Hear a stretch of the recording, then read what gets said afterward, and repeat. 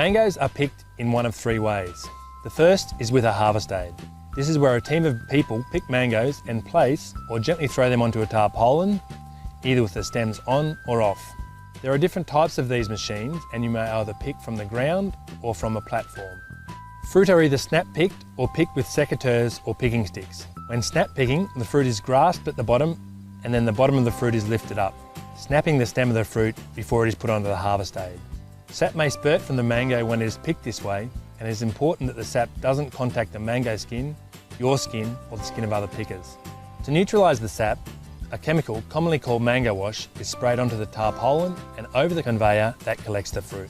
If the stems are removed, it is important that the fruit is placed onto the tarpaulin within 5 seconds, otherwise the sap will burn the skin. If the stem is still on the fruit must be destemmed either under a spray or in a bath of mango wash. The fruit must be left under the spray or in the bath for 1 minute to protect the fruit from sap burn. If you get sap on your hands, it is important that you wash this sap from your hands before you touch any other mango fruit, as even a small amount of sap can damage the fruit. A picking stick is used to pick mangoes you can't reach from the ground. It has a set of cutting blades to cut the stem and a set of jaws to hold the stem when it is cut.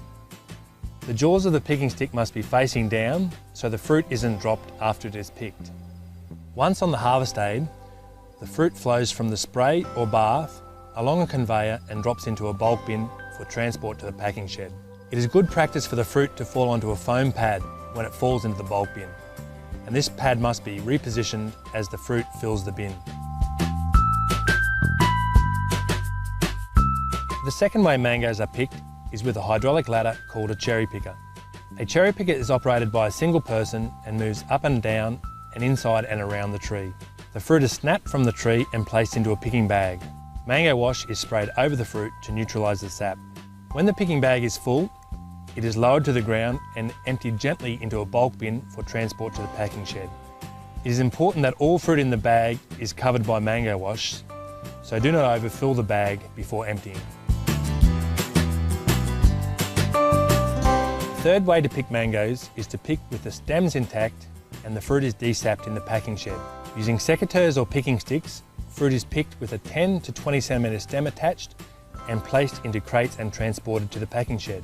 Care must be taken when placing the fruit in the crate and during handling and transport so the mango stems aren't broken and mango sap does not come into contact with the skin. These crates are stacked for transport or short-term storage in the packing shed, so it is important that they are not overfilled and fruit damaged or stems broken when they are stacked. If the mangoes have been picked with the stems on, these stems need to be removed and the mangoes desapped before packing. This can be done either through snapping the stems or using a machine which cuts the stem from the fruit.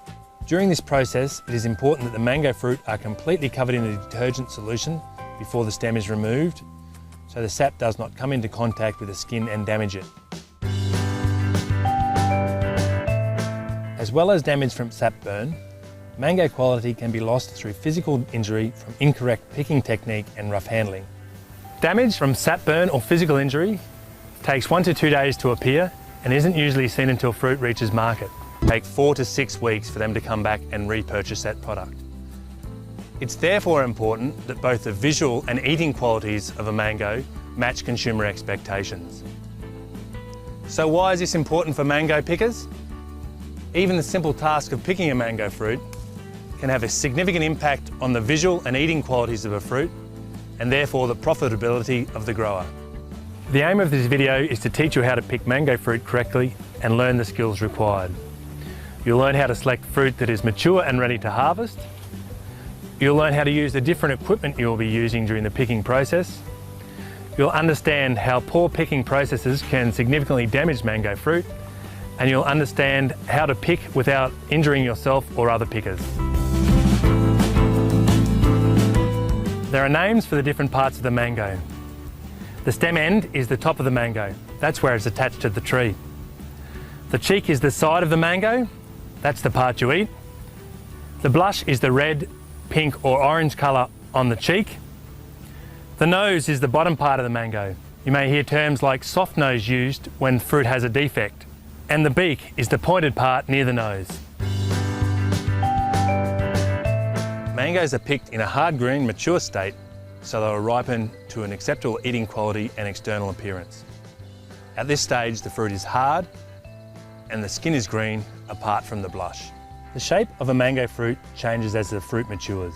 The mature fruit on the left is more rounded and oval shaped as opposed to the egg-shaped immature fruit on the right.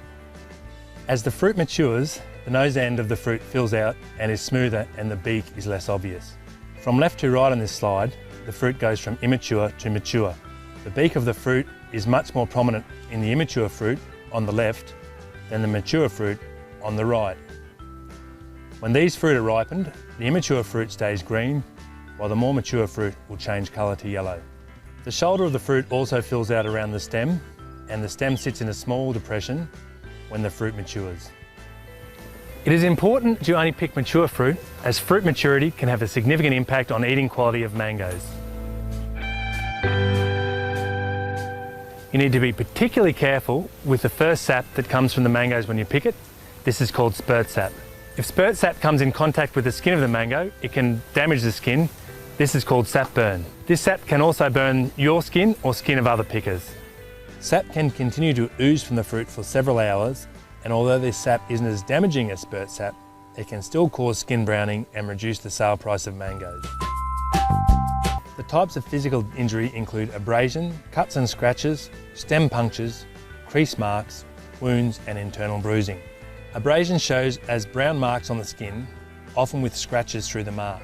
It is caused by the skin of the fruit rubbing against dirty, dusty equipment or crates and bulk bins, or sticks and leaves in the crates and bins.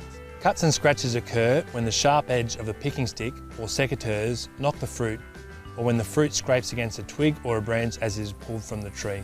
Stem punctures occur when the stem is not completely removed and the short stem punctures another fruit as it is placed onto the harvest aid, as it rolls into the bulk bin, or through pressure from other fruit in the bulk bin.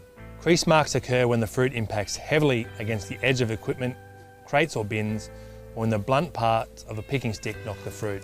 Wounds occur when the fruit contacts a sharp edge and the skin of the fruit is pierced. Monitoring of picking crews has shown the effect poor picking practices and rough handling has on physical damage on fruit. At one orchard, fruit was assessed for physical damage on arrival at the packing shed. Damage to the fruit from different picking teams ranged from 2% to 17%. So for the worst team, 17% of the fruit had already been downgraded when it reached the shed, resulting in significant losses to the grower. Mangoes are picked during the hottest part of the year. The work is hard and constant, and temperatures in the orchard often reach above 35 degrees Celsius. There is little shade in the orchard, so it is very important that you follow a few precautions when you are picking. Wear the right clothes to protect you from the sun. Lightweight long sleeve shirts and long trousers are recommended. Wear a wide brimmed hat and good shoes. Eye protection in the form of sunglasses is also recommended. Apply sunscreen before you start picking each day and at least every 2 hours during the day. Drink water regularly during the day and at least 4 litres each day. When you are snapping the fruit from the tree, make sure the sap doesn't spurt onto you or other pickers. Some people are highly sensitive to mango sap and can develop a severe rash from contact with the sap. If you are spurted with mango sap, it is important that you wash the area with soap and water and then rinse it well with fresh water. As a picker, it is important that you understand how mango quality can be lost and why it is important you follow the simple steps outlined in this video to reduce quality loss.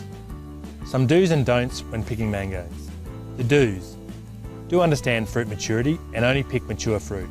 Be gentle with the fruit. Make sure mangoes are in the mango wash within 5 seconds of being picked. Wash the mango sap from your hands or skin. Wear the right clothes and drink lots of water when you're picking mangoes. And be careful around heavy equipment. The don'ts. Don't pick immature fruit. Don't hit fruit with picking equipment. Don't handle fruit roughly or throw it against the hard edges of harvest aids, bins or crates. Don't let mango sap come into contact with mango skin. And don't let mango sap come into contact with your skin, your eyes or the skin of other pickers. As you can see, picking mangoes is more difficult than it seems. And now you can understand why you have been instructed to pick the fruit the way you have. Everybody has a role in optimising mango fruit quality.